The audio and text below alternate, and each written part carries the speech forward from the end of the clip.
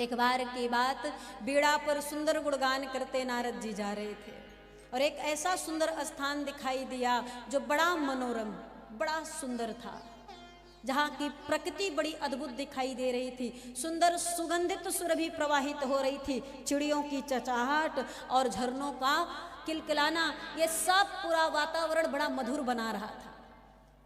जहाँ शहर में रहिए तो गाड़ियों की आवाज़ सुनाई देगी, मोटर गाड़ियों की आवाज़ सुनाई देगी, लोगों की आवाज़ सुनाई देगी, लेकिन किसी वन में, किसी जंगल में चले जाइए तो वहाँ पर बहुत शांति रहेगी।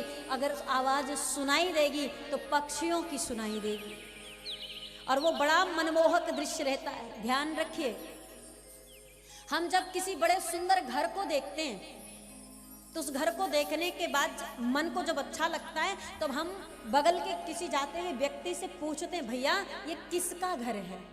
अगर नहीं जानकारी है तो हम पूछते हैं ये किसका घर है, तो उस गांव का रहने वाला व्यक्ति जवाब देगा। क्या जवाब देगा? जिसका घर है उसका नाम लेगा कि नहीं? मकान के मालिक का नाम लेगा। कहीं कुआं बना है, बावलियां बनी है अगर सुंदर, तो पूछा जाएगा भैया किसने बनवाया है? तो हमारे गांव के मुखिया ने, हमारे गांव के प्रधान जी ने बनवाया। नाम किसका होगा? जिसने किया है। लेकिन वही व्यक्ति यदि किसी वन में चला जाए, जंगल में चला जाए, तब वो जब वहां के सौंदर्य को देखे और वहां के सौंदर्य को देखकर प्रश्न करे, क्या प्रश्न करे? इन वृक्षों को किसने बनाया है? तो जवाब क्या रहेगा? हाँ मैया, खूब बात कर रहे हो आप, देखो अब भी ना सुन रही। हाँ अच्छा, अभी अभी आई, हाल चाल बता रही हैं, बहुत अच्छी बात है। हो गया हाल चाल, अब आगे सुनाऊं? क्या बता सकते हैं कि हम क्या पूछे हैं? बता पाएंगी हम क्या बोल रहे थे? जब सुनेंगे तो नहीं, कैसे बताएंगे? देखिए, हालचाल पूछना, मिलना मिलाना 6 बजे के बाद भी हो सकता है, पक्का, हम गारंटी ले रहे हैं। ये पूरा पांडाल खाली रहेगा, जहाँ तक बैठना है बैठ करके खूब बढ़िया बतियाइए, लेकिन 6 बजे तक जो ये अमृतमय वर्षा हो रही है, 6 के बाद नहीं बरसेगी। इसमें स्नान कर लीजिए, नहीं तो जो शब्द पीछे गए वो लौट के आने वाले, जो टाइम बीत गया वो फिर से नहीं आएगा, और आप फिर से 5 मिनट मेरा और ले गई। इसको भी बोलने में तो समय गया मेरा। हम पूछ रहे थे, क्या पूछ रहे थे? नहीं पता। ये स्कूल किसने बनवाया पता है? हाँ, नाम बताइए। नहीं पता कि नाम नहीं ले सकते? जिसने बनवाया नाम पता है ना? नहीं जोर से बोले तो अपने को तो धीरे धीरे सुना ही लो कि हाँ इसने बनवाया।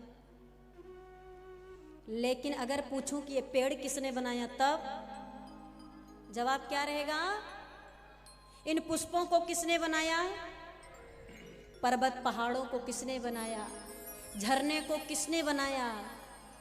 विचार करिए, हम एक चीज बनाए, कोई मकान बना लिए, कोई भवन बना लिए, कोई तालाब बनवा दिए, कोई बावड़ी खुदवा दिए, कोई कुआं सुंदर सजवा दिए, तो उस पर बढ़िया नेम प्लेट लगाते हैं, खूब बढ़िया सा पत्थर का लगवा दे, कबो ना उखड़ी। हाँ, क्यों? कि कोई भी आए तो ये जाने किसने बनवाया। क्या मेरे राघव ने भी किसी पेड़ में ये ठुकवाया है कि राम जी ने बनवाया? किसी पहाड़ में लिखवाया है कि राम जी ने बनवाया? नहीं ना, कहीं भी उन बनाने वाला सब वही है। हमें आपको किसने बनाया? उसने बनाया, लेकिन नाम क्या है?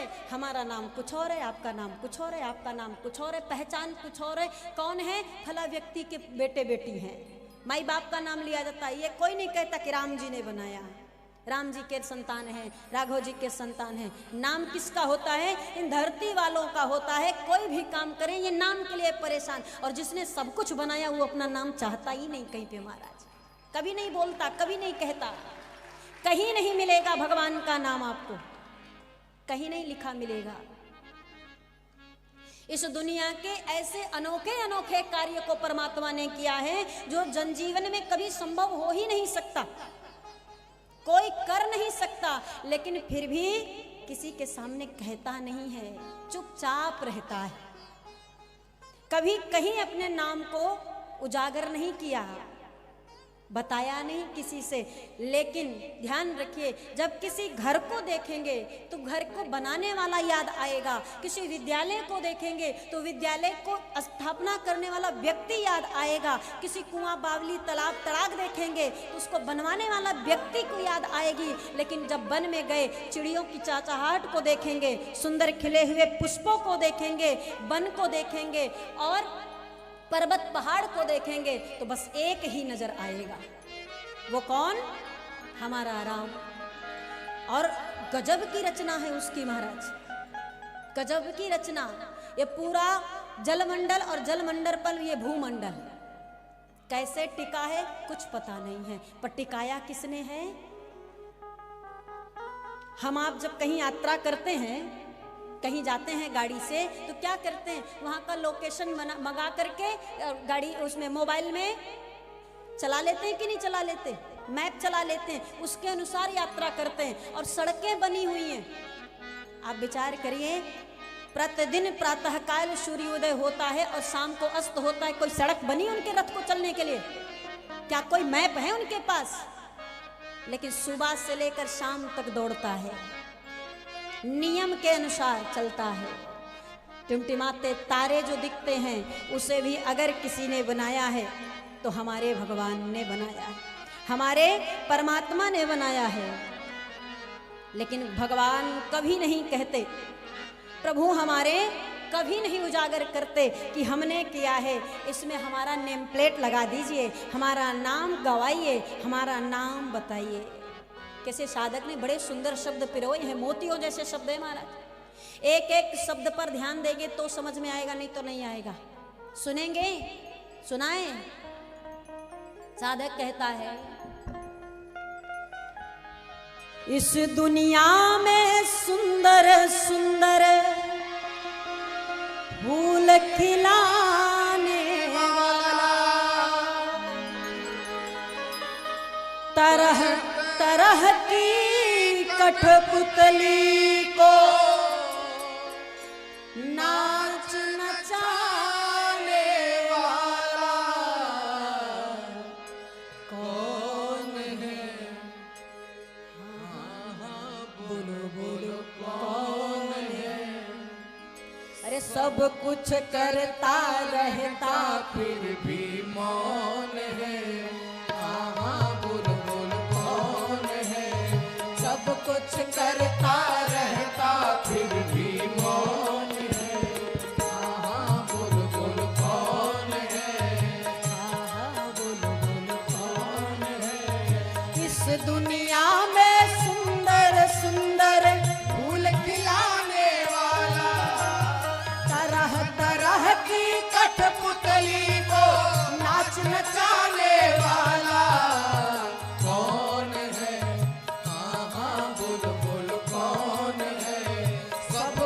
करता रहता फिर भी मौन है। हाँ बोल बोल कौन है?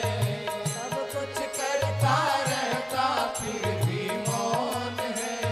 कौन है? कौन है?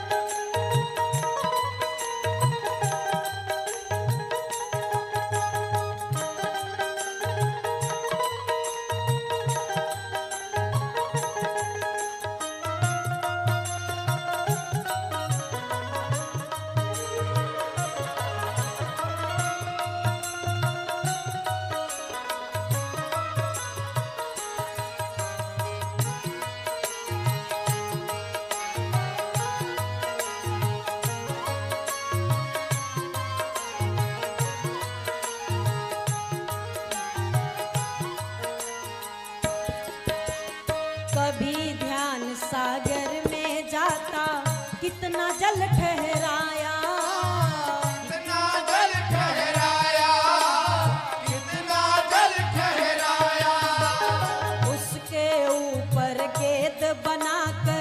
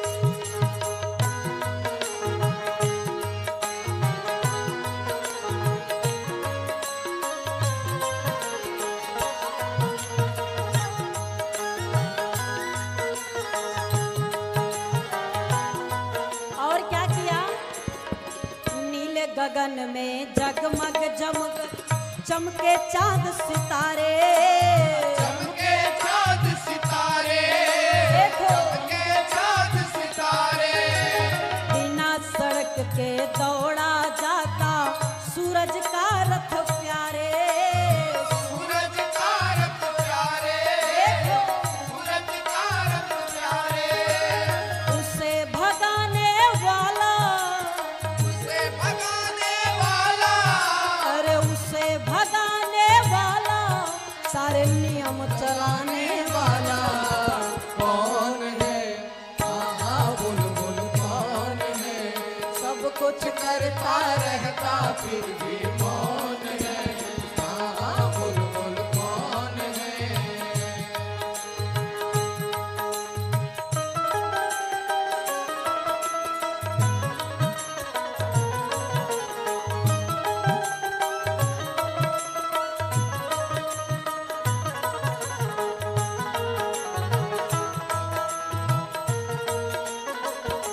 ए हो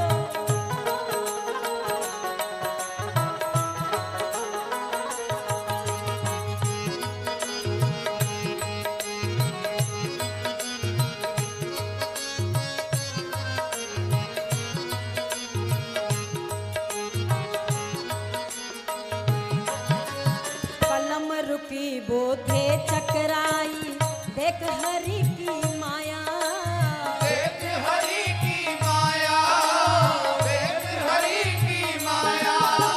पंकज में से ब्रह्मा निकले, कड़कड़ ब्रह्म समाया, कण कण ब्रह्म समाया, कण कण ब्रह्म समाया। कभी हंसाने वाला, कभी हंसाने वाला, और कभी रुलाने वाला कौन है? आहा बोल बोल कौन है? सब कुछ करता रहता फिर भी मौन है। आहा बोल बोल कौन है? सब कुछ करता रहता फिर भी मौन है। आहा बोल बोल कौन है?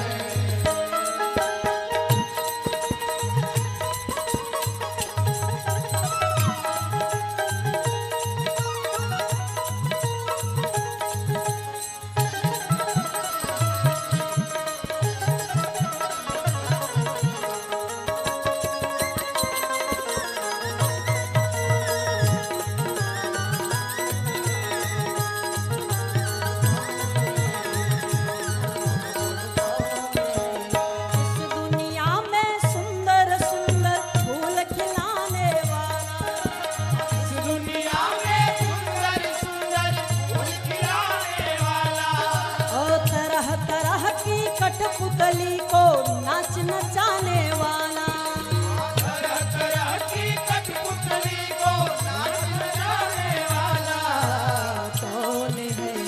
आहा बोल बोल कौन है? ये सब कुछ करता रहता फिर भी मौन है। आहा बोल बोल कौन है? सब कुछ करता रहता फिर भी मौन है। आहा बोल बोल कौन है? आहा बोल बोल कौन है? आहा बोल बोल कौन है? आहा बोल बोल कौन है? आहा बोल बोल कौन। प्रेम से बोले भक्तवत्सल भगवान की सत्य यही है कि सारे कर्ता धर्ता निर्माण करता सब परमात्मा है। हमारे आप में क्षमता नहीं है, लेकिन वो कहीं अपनी नहीं गवाया, अपना सामने नहीं आया। स्थिति कैसी है? सरल स्वभाव। ये देख रहे हैं, गा जरूर हम रहे हैं, लेकिन गवा कोई और रहा है। यहां से उतार कर खड़ा कर दीजिए, सब भुला जाएंगे महाराज। इसमें तनिक भी झूठ नहीं है।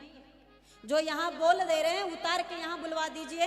हम अपने पर भरोसा गारंटी रखते कि ये वहां नहीं बोल सकते जो यहां बोल रहे हैं, क्योंकि वहां बोलेंगे तो अपने से बोलेंगे, यहां बोलेंगे तो बुलाने वाला बुलवा रहा है, और जो वो बुलवा देगा वो हमारे बस की बात नहीं है महाराज।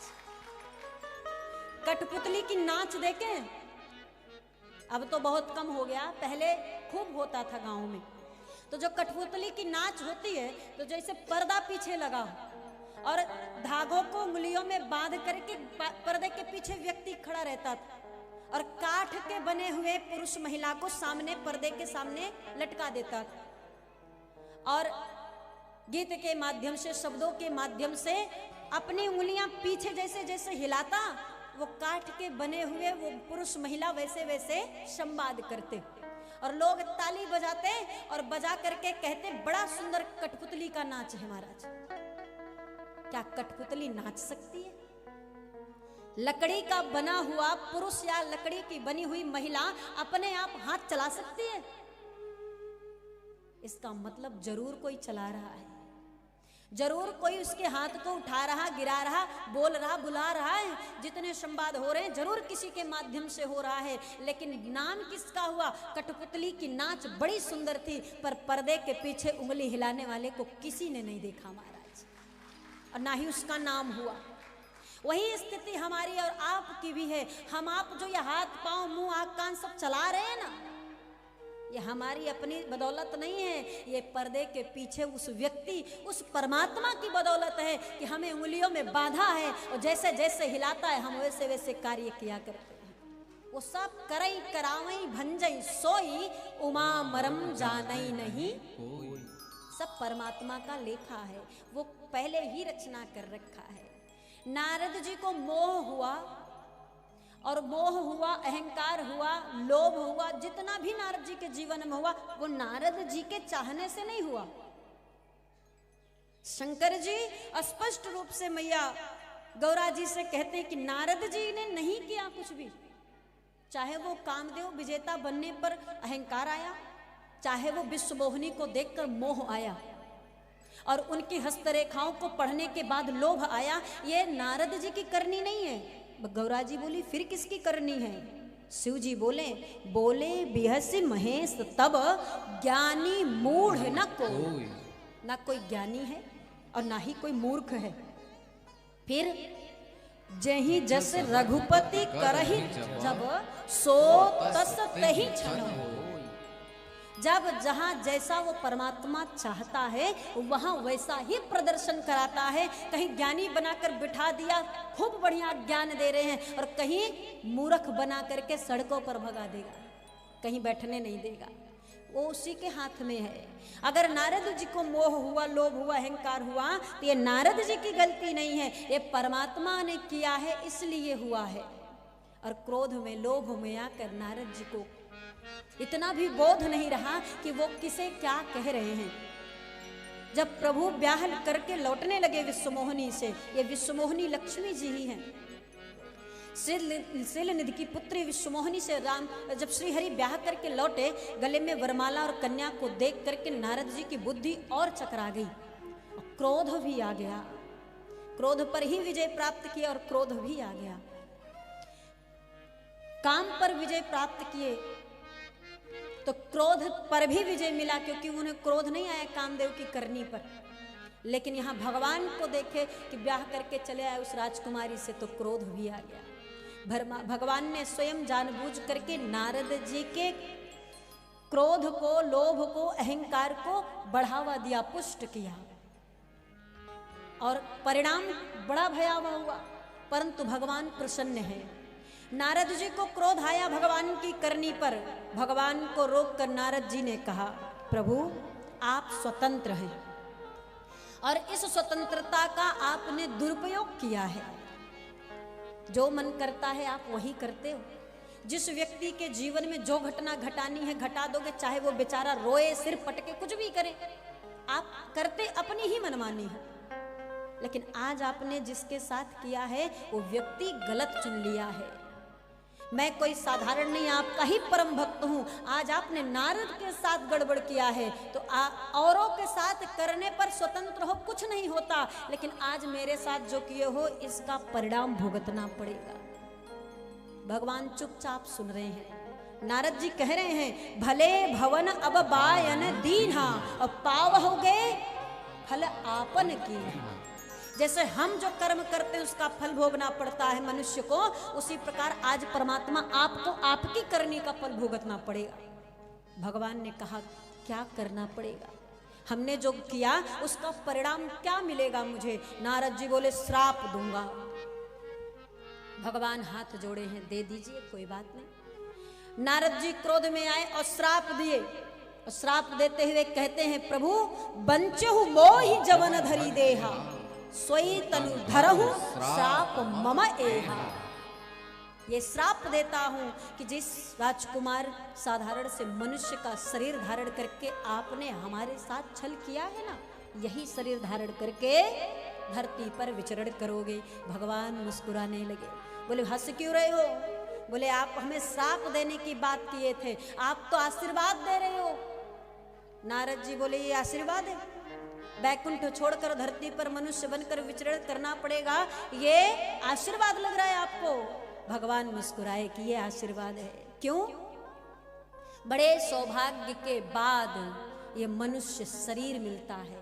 इस मनुष्य शरीर को पाने के लिए देवता भी तरसते हैं, ऐसा मानव तन है ये महाराज। भगवान बोले वैसे शायद मैं कभी इस पावन शरीर को नहीं प्राप्त कर पाता, परंतु नारद जी आपके सुभाषित से ये सौभाग्य भी प्राप्त हो गया, मैं मनुष्य बनकर जाऊंगा। अब नारद जी बोले अच्छा ये आपके लिए वरदान हो गया तो मैं दूसरा श्राप दूंगा। भगवान बोले दे दीजिए, कोई बात नहीं। अब दूसरे श्राप में नारद जी बोल पड़े, कपियाकृति तुम कीन हमारी, अब करी हहीं तीस सहाय तुम्हारा। भगवान फिर मुस्कुराए, बोले अब क्यों मुस्कुरा रहे हो? बोले ये भी तो वरदान ही दे रहे हो। अरे मैं हमेशा साकेत विचरण किया, बैकुंठ विचरण किया, गोलोक धाम विचरण किया, धरती के बारे में पता नहीं। अब आप भेज तो रहे थे मनुष्य बनाकर, सौभाग्य था, लेकिन बानर को साथ भेज दिए कि कोई समस्या हो तो वो निराकरण करता रहेगा। ये भी तो हमारे लिए वरदान ही है सरकार, ये कौन सा श्राप है? होई है आप खुद कह रहे हो, करी है किस सहाय तुम्हारी, सहायक भी साथ भेज रहे हो, ये श्राप है? भाई कोई सहायता वाला भी साथ भेज रहे हो तो श्राप तो नहीं कहा जाएगा। प्रभु ये भी श्राप नहीं। अब नारद जी को क्रोध है, अब की पक्का वाला श्राप दूंगा, कोई वरदान नहीं रहेगा। भगवान बोले ठीक है एक बार और दे दीजिए। कैसी करुणा है प्रभु की, भक्त के द्वारा मिले हुए श्राप को भी वरदान में परिवर्तित कर दे रहे हैं। और तीसरे श्राप के रूप में नारद जी बोल पड़े कि अब की वाला श्राप वरदान नहीं बनेगा। भगवान बोले दीजिए, और तीसरी बार जब श्राप दिए तो नारद जी बोल पड़े, मामया पकार कीन्ह तुम भारी। हे प्रभु, नारी बिरह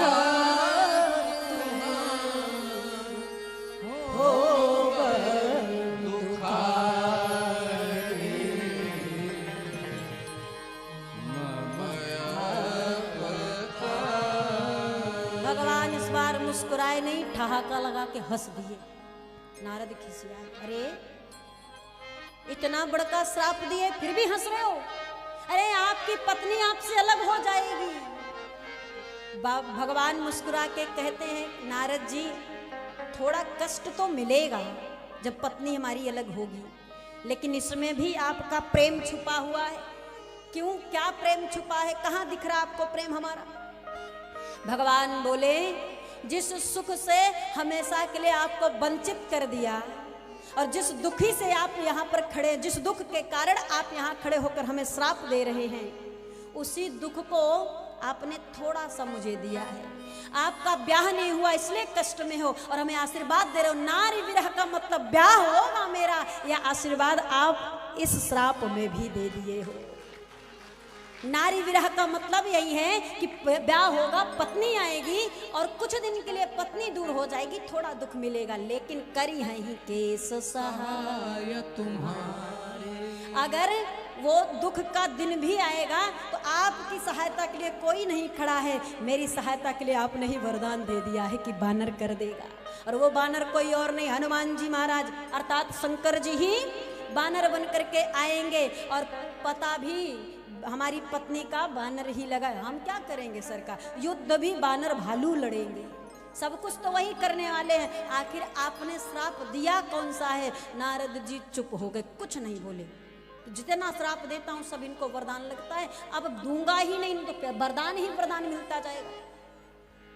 भगवान ने तब जाकर नारद जी के ऊपर से माया को हटाया, और जैसे ही माया दूर हटी नारद जी घबरा गए, हाथ पांव कांपने लगा और थरथराते हुए भगवान के चरणों को पकड़कर गिर पड़े और भगवान से क्षमा याचना मांगने लगे कि प्रभु न जाने क्या हमारी मति को हो गया कि हम अपने ही प्रभु को श्राप देने लगे, आप पर क्रोध करने लगे। भगवान की जो माया है ये महाठगनी है महाराज, और इस जगत का कोई व्यक्ति इस ठगनी से ना ठगा जाए संभव ही नहीं है। हर व्यक्ति कोई माया ठगती है, बस हम आप समझ नहीं पाते हैं कि उसका ठोकर कब कहाँ लग रहा है। परंतु नारद जी समझ गए। नारद जी ने कहा प्रभु कृपा करिए, परम भगत हूँ, फिर से भक्ति प्रदान करिए। प्रभु ने क्षमा कर दिया। नारद जी बोले आप क्षमा तो कर दिए पर मेरा मन अभी भी अशांत है, शांत कैसे होगा। तब जाकर के भगवान श्री हरि ने कहा जपहु जाई शंकर सतनाम, होई तू हृदय तुरत विश्राम। आप जाइए और जाकर के किसी एकांत में रह करके भगवान शिव के सैकड़ों नाम का जाप करिए, आपके हृदय को शांति मिल जाएगी। नाराज श्री हरि और शांति भगवान शिव दे रहे हैं। ध्यान दीजिए, नाराज श्री हरि हुए और शांति शिव जी दे रहे हैं। मतलब बिना शिव के राम और बिना राम के शिव कदापि नहीं मिलने वाले हैं। शिव कहेंगे राम भजन करो और राम जी कहते हैं शिव जी का भजन करो। क्यों? क्योंकि प्रभु कहते हैं को नहीं शिव समान प्रिय मोरे, को नहीं शिव समान प्रिय मोरे, अस पर ते तजहु जानि भोरे, अस पर तजहु। ये नारद जी को माध्यम बना के राम जी श्री हरि हम सबको कह रहे हैं, ध्यान से सुनिएगा। जही पर कृपा न करई पुरारी, जही पर कृपा न करई पुरारी, सो न पाव मुनि भगति हमारी, सो न पाव मुनि भगति हमारी, असुर धरी मही विचरहु जाई, असुर धरी मही विचरहु जाए, अब न तुम महिमा जानिय राए, अब न तुम महिमा जानिय राए, अब न तुम महिमा जानिय राए, अब न तुम महिमा जानिय राए। महाराज भगवान श्री हरि कहते हैं जही पर कृपा न करही पुरारी, सो न पाव मुनि भगति हमारी। राम जी की भक्ति पानी है तो हरा शिव जी को भजना पड़ेगा, और शिव जी से प्रतिशोध किए तो राम जी से भी बच नहीं पाओगे, वो भी आपको दंड जरूर देंगे। अब इस जगत में इस धरती पर जाइए, विचरण करिए, और शिव जी के सैकड़ों नाम को जपने के बाद धरती के किसी कोने में नारद जी चले जाइए, माया आपको कदापि नहीं छुएगी। निश्चिंत होकर धरती पर विचरण करिए। एक कारण शिव जी ने राम जी के जन्म का नारद मोह की कथा को सुनाई।